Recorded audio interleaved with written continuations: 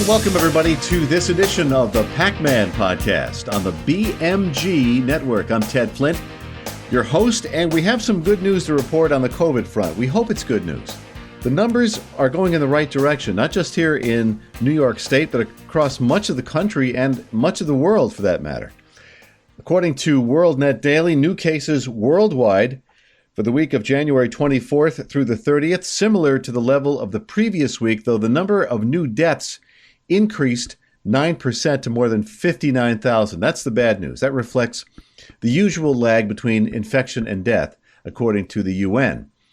But the most profound pullbacks in the restrictions are in Europe, oddly enough. For many months, Europe was the epicenter of this pandemic, as South Africa as well with the Omicron variant. Omicron was first announced publicly in South Africa and in this country. In Britain and in America, as in South Africa before them, COVID-19 cases skyrocketed at first, but now they're coming down, and they're coming down rapidly. And especially here in New York State. Every week, Kathy Hochul, the governor, comes out with these new numbers. New infection rates are down. Hospitalizations are down. Deaths are down. So the numbers are going in the right direction, but then why all the mandates? It belies the numbers, and they've been trending downward for weeks here in New York State. Now, New Jersey and Delaware, I heard today, are going in the right direction. The numbers there as well. So they're getting rid of their mandates, but not here in New York. Not until I think at least March 7th. So Hochul is, they're afraid to death. Democrats are afraid to death of COVID. Now, nobody's, looking to get it, but they are, I think, overly cautious for whatever reason. Again, all these numbers are going in the right direction. And the governor of New York, Kathy Hochul, plans in the next week to review whether to keep the state's mask mandate at a time when all these new cases and hospitalizations have plummeted. New York City is averaging 4,200 cases a day. They were averaging 41,000 a day just a month ago in the first week of January.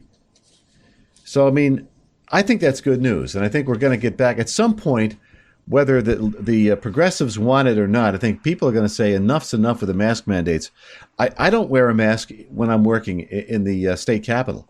It's required, but if I'm able to socially distance and I'm away from everybody else, I'm walking down the concourse, 30, 40 feet away from the closest person, I'm not going to wear a mask. I go by the state police. I go by the guards. They look at me kind of funny. They're cordial.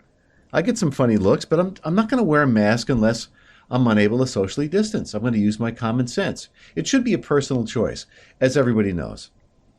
But this country as a whole, infection rates are plunging. It was 800,000 a day just 2.5 weeks ago. Now we're down to half that, just over 430,000 a day. And you have countries, you have England and France, Ireland, the Netherlands, and several Nordic countries have taken steps to end or loosen their restrictions. But again, not here in New York State, not yet anyway. And I've said to people, these mask mandates will end when we end them. We have to end them. Because I know how things work in government. These people, these Democrats who control, especially New York State government, they are so afraid they will not ease the restrictions until the last person who had tested positive is negative. They take no chances. And you have to be careful, but there's a balance. And I think New York is just way out of whack here. You see where a lot of these liberal Democrats, these politicians, they're so hypocritical. There was the mayor of Los Angeles recently, Eric Garcetti, was filmed with Magic Johnson, former Laker great. They were at the San Francisco Ram game a week or two ago, and they were both there without masks. Nobody had a mask on. Governor Gavin Newsom has been recorded recently numerous times in mixed company without wearing a mask. And then you have Stacey Abrams, former gubernatorial candidate in Georgia, with a bunch of school children. They were masked, but she wasn't. You're going to mask children? Children are virtually at no risk of serious illness or death. Virtually impossible. 99.98% recovery rate for children, ages 5 to 17. But those are the ones who have to mask up every day in schools. Our local school that had some issues over the past couple of days where kids just refused to be masked, and they called in the police The police had to come to the school, and I guess there's going to be another day in the next few days. I don't want to tip off authorities in case anybody's listening to this, but in the next, I don't know, 4 or 5 days, there's going to be a day where kids are going to come to school unmasked, and they should. The teachers are the ones afraid, because the teachers, and most of them are Democrats, and they're just afraid to death. But it's time to get back to normal. It is way past time. Some other COVID news, and this is disturbing to me. Doctors are campaigning to save people, and some of these people need life-saving treatments. They need transplants, and they're being denied these life-saving treatments because they're unvaccinated. So a prominent U.S.-based physicians organization is launching a campaign demanding that Congress ban discrimination against transplant patients who choose not to receive these COVID-19 shots. They're not really vaccines. As I've mentioned, a vaccine is something you take once and you're covered for life. The polio vaccine, one shot does it. These are shots, 1, 2, 3 shots, booster, triple boosted. They're not really vaccines. But people are being discriminated against, people who need a heart transplant, liver transplant, kidney transplant, whatever. They're being adversely affected.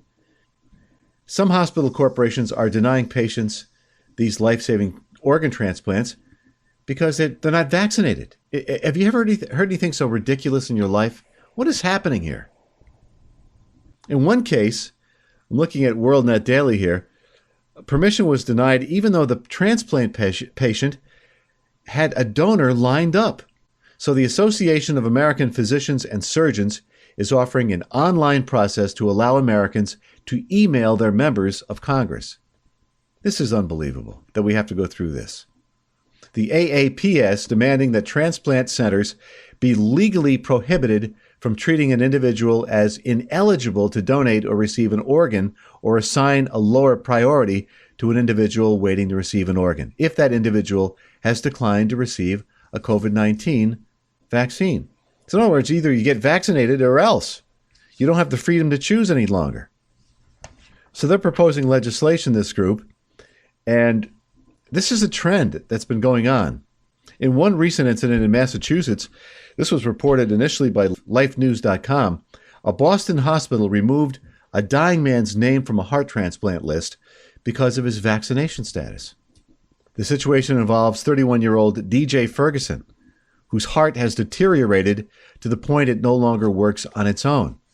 He's being denied treatment.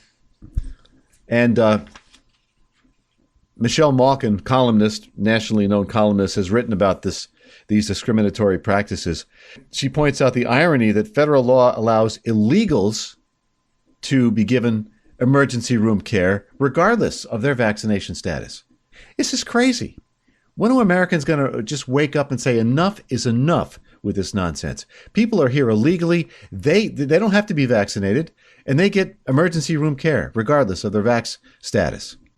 According to estimates from 2019, again, this is according to WorldNet Daily, cited in a recent study published by the American Journal of Kidney Disease, there are between 5,500 and nearly 9,000 illegals with kidney failure in this country. There's now a COVID-era push to provide these people not only with emergency room dialysis at a cost to taxpayers of $400,000 a year per illegal, but also with outpatient dialysis under Medicaid.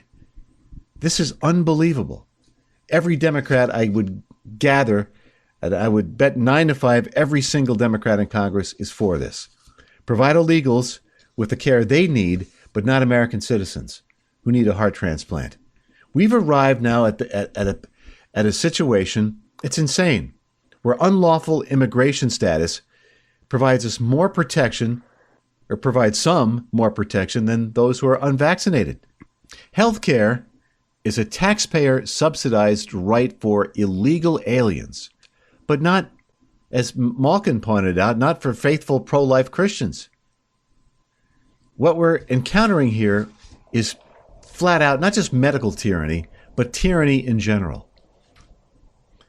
These people running our country, these Democrats from Joe Biden, Kamala Harris, right on down, they call themselves progressives, but they're Marxists. And I don't know how this is going to end. Hopefully it ends peacefully, and it ends through the ballot box. Americans make the right decisions in November to take back Congress. It starts there. On to, I guess most of us are getting ready to file our income taxes as we get our W-2s and get all the necessary paperwork. I read in Newsmax where Mike Cloud, he's a Republican congressman from Texas, said that he and other GOP lawmakers have discovered the Bureau of Alcohol, Tobacco, and Firearms is keeping a digital database of nearly 55 million gun records collected from shops throughout the country. These shops went out of business. 54.7 million records have been collected in the last year. And we thought that seems like a whole lot, and certainly it is. That's what Cloud said during his appearance on Stinchfield. So we sent a letter. We started an investigation, and we got that reply back, and nearly 1 billion records have been collected. And about 90% of those have been digitized into a digital database. So Cloud said, while a federal registry for gun owners is currently illegal, it seems like it's what the agency's doing. They're doing this. It's illegal, but the government's doing it. Who's going to call them on it? The law states, according to Cloud, that when you go and you buy a gun, that store will keep your records on file for 20 years in case some crime record shows up with it. And then they'll be able to trace, in theory anyway, trace the gun and find out who owned it. Well, if that store goes out of business, those records go to the federal government. But recently, the Biden administration said, we want to keep those records forever. Now, why would they want to do that? I think I know why. So Cloud said he and other lawmakers are continuing to investigate how this is happening because people are losing trust in government. And the reason why is because of stories like this.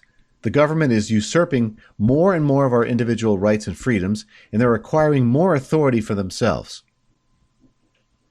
The gun grabbers, they can't implement their entire agenda because we have a Second Amendment, and Americans would not permit these liberals to do everything they want to do. They're getting it done piecemeal. They're getting it done incrementally. But what they really want to have accomplished, they can't do it because we have a Second Amendment. And we have millions of Americans are set to exercise that Second Amendment freedom, which is an individual right to own a firearm. It's not a collective right. It's an individual right. All right, other things happening. I'm sure you've heard about Joe Rogan being, I don't know if he's been officially deplatformed from Spotify, but some other well-known liberals, Neil Young, among them 76-year-old Neil Young, who was relevant back in the 60s and 70s, not so much today. Joni Mitchell, another diehard liberal, bleeding heart. They're threatening to remove their music from Spotify. Let them. Who cares? So I guess Rogan now is going to be on Rumble, which is have a much larger audience. But I don't think Spotify's set to deplatform him. I think they may have jumped the gun. So he's going to be on Rumble, Rogan. And good for him. I watch his podcast, as I've said before, and I've listened to him. Some of the stuff's real good. For somebody who's not a professional broadcaster, a former MMA fighter, he knows his stuff, and he's inquisitive. He wants to know what he doesn't know. It'd be nice if these broadcasters or some of these TV people who think they know everything, if they were as inquisitive and wanted to learn new things, but they think they know everything. It's hard to learn anything new if you think you know everything. So Rogan is, he's blown up. I think it was Tucker Carlson said Rogan has 11 million followers on social media. Compared now, for some perspective, CNN, their top-rated show in the evening, has just over 700,000 viewers. 700,000. Rogan's got 11 million followers.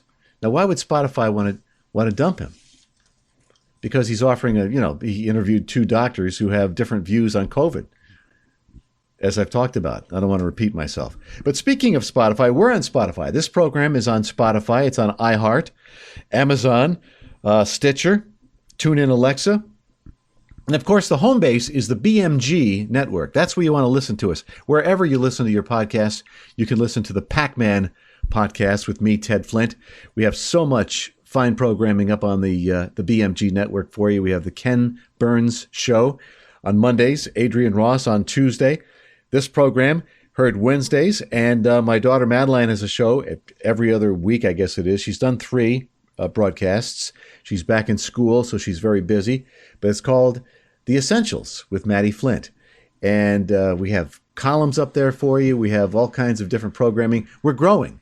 So tell your friends about it. Share this program when you listen to it. Share it with a friend. Share it with all your friends. Tell everybody you know about the BMG network, because we have some really, I think, some darn fine programming up on the dish there for you. If you want to contact me directly, I've been battling a bad chest cold. I think that's all it is. But you can email me at pacman@thebmgnetwork.com, Pac-Man, P-A-C-M-A-N, all lowercase. Thank you for tuning us in. It's always a pleasure. I think I've gotten everything here. I got a couple of items we'll have to wait till next time, but we'll do that next time. We'll talk about football. The Super Bowl is coming up Sunday. I don't know anybody who's really all hyped up over Cincinnati and the Rams, but, it's going to be what it is, I guess. People will tune in. I'll be tuning in. And I'll be able to actually enjoy the game, relaxed. The Packers have not made it, so they've disappointed me again this year. So I'll be able to sit down and enjoy the football game. So thanks for tuning us in. And if the Lord wills it, we will talk to you real soon.